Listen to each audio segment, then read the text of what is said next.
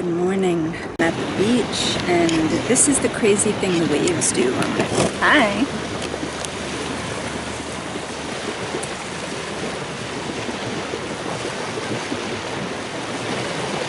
Isn't that awesome? They're like tubular. Before I started this work, I was an emotional wreck. I just felt everything so intensely, which is fine. I think that's the way we're supposed to be. The problem was not the intense feelings and the sensitivity, because I was also tremendously sensitive, which I find that a lot of people who are attracted to spiritual work are very sensitive, which just means they sense everything around them very keenly.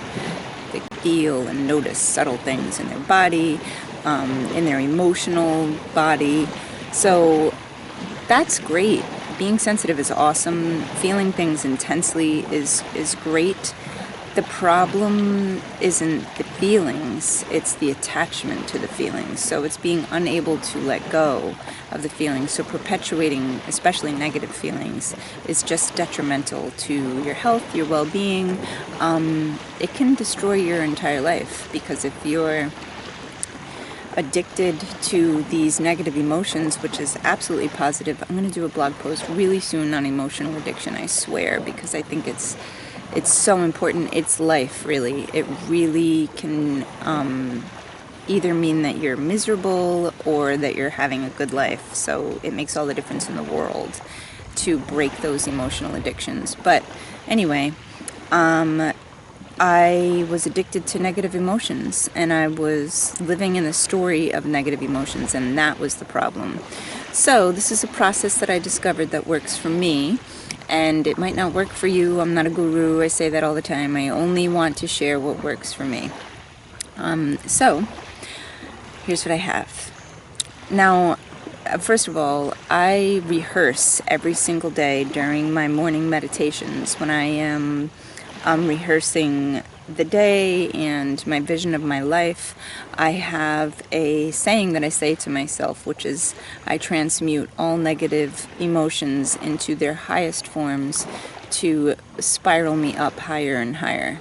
So, and I feel that, and I kind of feel as if like all the negative emotions get transformed into better emotions. Like I'm an alchemist, and I can change those. And what I've noticed now is, after doing that for so long, for like 9 months, I now will start to feel something negative. I'll start to feel angry or something, and I literally can't hold on to it. It just dissipates into like laughter or peace or something else. It's crazy, but it really does work. So the first thing that I would suggest is, don't let this happen by default.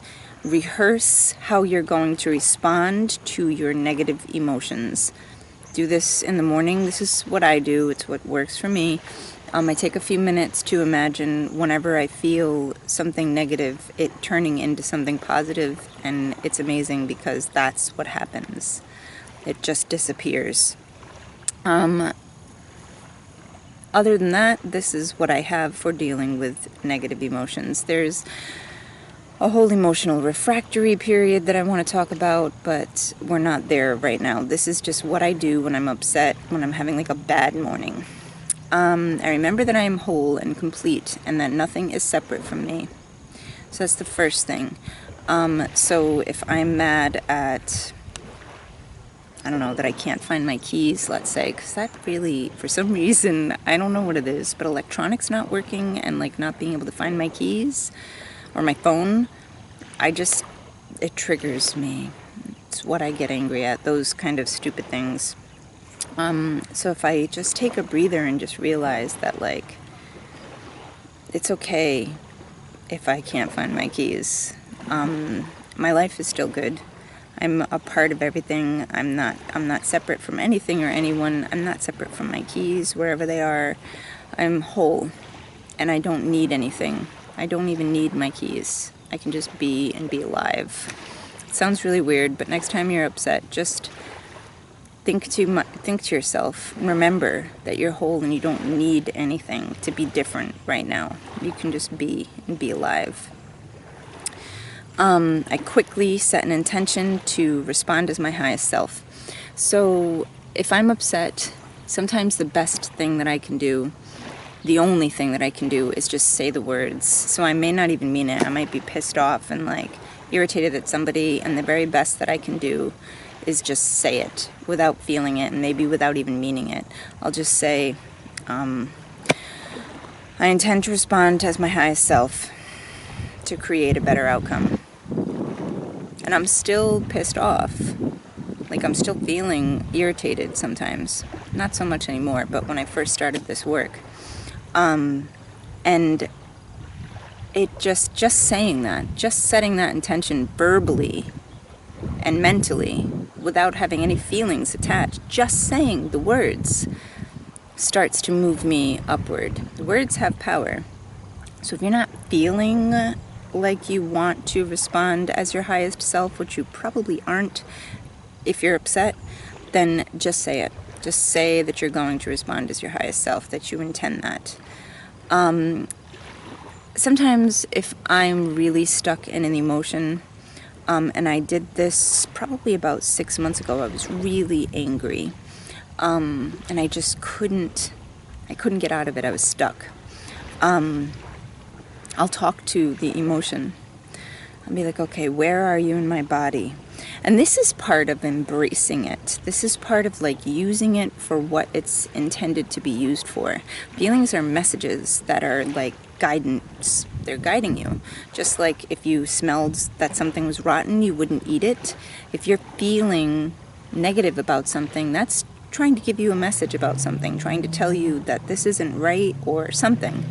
So I'll talk to it and I'll say, where are you in my body? What shape are you? What color? And I'll feel it and I'll see it. And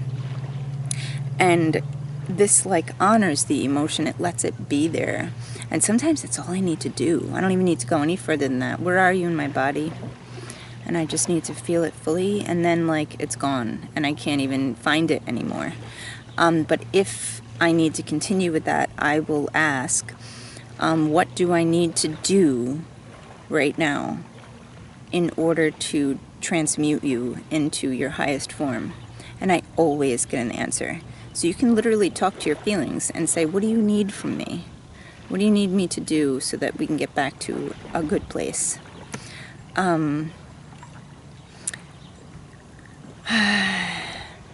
I think of the person or the thing that irritated me and I give it a label. So if somebody is cut me in line, let's say, I might say, wow, your label is inconsiderate asshole. Okay? I know that sounds really crazy, but wait, okay? We're gonna get there. So then I think of a positive trait that label has. So inconsiderate asshole. What's good about an inconsiderate asshole? What's good about this label? Well, somebody who's an inconsiderate asshole would think of themselves first and put themselves first. Okay, and they cut me in line, which must mean that they're not caring what anybody thinks about them, which is good. So in my life, I'm not owning that in myself. I turn it around and I choose to look in the mirror of the universe. Okay, so this person's a self-centered asshole trying to show me, thank you, self-centered asshole, for showing me that I need to be more self-centered, that I need to consider myself and take care of myself, and that I need to stop focusing so much on what people think of me. And this turns things around and makes me feel thankful for the message. And then I own it, and then I do something to make sure that happens in my day. Well, then, if I can get there, and most of the time now I can, although for a long time, and just so you know, there's nothing wrong with you if you are feeling like you can't forgive. It's part of a process that for some people takes a lot of time. It took me years to forgive my ex-husband.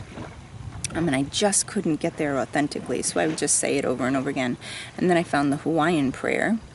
I'll do a whole vlog post on the Hawaiian prayer, but for now, look it up. It's really simple. It is, I'm sorry. Please forgive me. I love you, and thank you. And you say that to the person who you're upset with, and you imagine, or at least I do, I imagine them surrounded in light. I imagine something good happening for them, and if I'm able to get there, I hug them in my vision, and I send them good vibes. So if you're not there, what I used to do is just say that prayer. I'm sorry, please forgive me, I love you, thank you. Just say that, and it will start to produce a feeling in you of being able to let it go more and more. I also take some time to open my heart and just breathe in and out through my heart. This is amazing. It really is very uplifting. I find that I can live in this space, and the things that happen during the day don't upset me at all. So the more I can breathe in and out and be in my heart, breathe in and out through my heart, and think things like, I'm so thankful for this life, and I just stay positive and stay in gratitude, then the events throughout the day don't touch me, they don't bother me, they don't trigger me really ever if I'm in that space. I can let it go like instantly. And then I will intend to spiral up. I'll just say, spiral me up, no matter how bad I feel, which, used to be pretty bad. I can say, spiral me up, and for me, I know that means like take me up emotionally into something higher. And that just, even if I'm only in the verbal, if I'm only saying it and not really meaning it, even if that's the case, I still feel good. It still brings me up higher. And then I just go into my day and I focus on serving and what I can bring to other people. And once I get out of my own head and like, how dare this person do this, or I want this, or I'm stuck on something, and I'm focused on like, okay, what can I do to make my daughter's day today? What can I do to surprise her? It just goes away. The bad mood is gone at this point. I never have it last past doing all of those things, and they really don't take that long. So it's kind of like a reset. And I'll put all of these 9 things in the description below, so you don't have to like listen to this video and write anything down. Just read them below. They're also on my blog, which I'll put a link to in the description. And please comment and let me know how you deal with a bad mood. What do you do when negative emotions come up? How do you deal with them? I'm really interested in being responsible with these feelings, response-able with these feelings, not just reacting and being negative, but really deciding intentionally how you're going to respond, how I'm going to respond. That's kind of the point of this. And it seems like a lot to do. I mean, there are 9 things, but really these things maybe take 5 minutes, 10 minutes, and it's the difference between having a bad day and continuing to be in that bad mood and those negative emotions, or having a good day. So I think it's worth it, and I know for me it works like a charm. So, and it's the reason why now it's become such a habit. I don't do all of these 9 things if I feel like irritated in traffic, but I might say, okay, spiral me up, and then it's gone. So I have practiced these so much over the months that they've become something instant that I just go to whenever I feel upset. And that's really what you need, because you're not going to remember all of these 9 things when you get into an argument with your spouse or whatever. And you need to come out of that as quick as possible, so you're not continuing the argument. You're not going to remember to do all of these 9 things. Pick a thing that works for you every time, that spirals you up, even if it's just a little bit, and that will start an upward momentum. I hope that's helpful for you, and I will see you very soon. I hope your day is going to be as amazing as mine is going to be today, and I'll talk to you soon. Bye, my friends. Goodbye.